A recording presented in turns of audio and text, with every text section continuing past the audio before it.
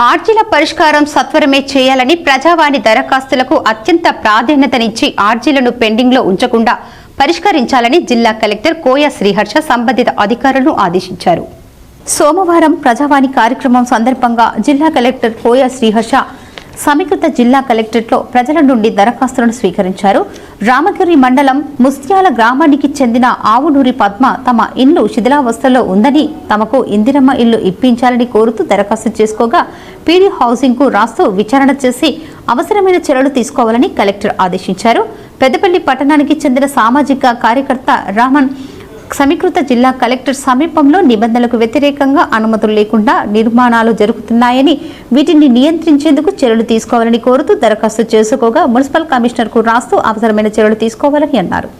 పాలకుర్తి మండలం నిట్టూరు గ్రామానికి చెందిన రామ్మోహన్ రావు సర్వే నెంబర్ 503లోని ప్రభుత్వ భూమిలో పంపు కట్టారని దీనిపై చర్యలు తీసుకోవాలని కోరుతూ దరఖాస్తు చేసుకోగా పెద్దపల్లి ఆర్డీఓకు రాస్తూ అవసరమైన చర్యలు తీసుకోవాలని కలెక్టర్ ఆదేశించారు.